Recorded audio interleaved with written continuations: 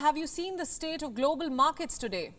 World stocks fell. Oil prices also fell to a 2-month low. What happened?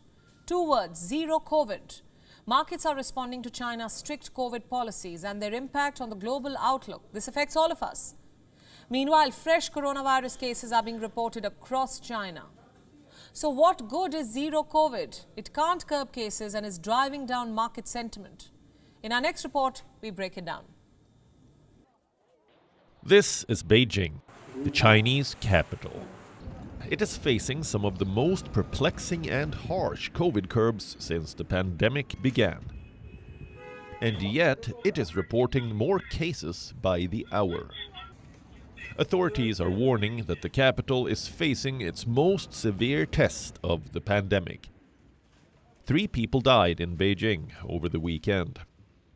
These are the first fatalities from COVID-19 to be reported in 6 months. Schools and businesses are shut down in hard-hit districts. Streets are empty, and yet, we repeat, infections are only going up in Beijing and other parts of the country. Here's a number for a reality check. China reported more than 26,800 cases on Sunday. This is nearing the country's daily infection in April. This is Guangzhou. It's a southern city with a population of nearly 19 million. It is now home to one of China's largest COVID outbreaks. Here, districts are locked down. Dine-in services are suspended. Nightclubs, theaters, and other recreation centers are also shut down. So, what's happening with zero COVID? You know, China's strategy to drive down cases by imposing strict lockdowns, border controls, and travel bans. Basically, a plan to stamp out COVID at any cost. Well, it came at a cost which China was not okay with. The Chinese economy was strangled by these restrictions. Residents were angry. Protests were held. So China tried to make adjustments to zero COVID. Officials tried to be more targeted in the lockdown measures.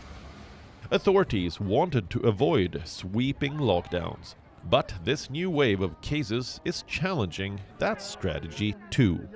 While investors hoped this policy relaxation would boost markets, the policy was short-lived. And as cases rose, China tightened curbs further. Global markets responded. Why?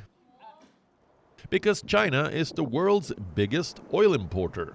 So let's talk about oil markets. Oil sank again following the biggest weekly decline since August. The global benchmark, Brent, fell towards $87 a barrel. Analysts say the market is right to be anxious about China's COVID crisis. Commodity investors are also worried about a larger global economic slowdown, which would hurt energy consumption. Share markets across Asia fell on Monday in response to China's fresh COVID curbs. Hong Kong's Hang Seng Index fell almost 2%.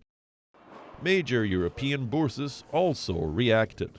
Markets in London, Paris, Frankfurt all opened weaker. The S&P 500 futures and Nasdaq futures slipped 0.5%. MSCI's broadest index of world shares fell 0.5%. Meanwhile, China's own yuan sank to a 10-day low amid COVID fears. So what happens now? Well, for now, COVID curbs are back in China. So what will China do? Will it accept rising cases and learn to live with COVID like the rest of the world? Or will it continue with its zero COVID strategy and strangle its economy? We will continue to track the story.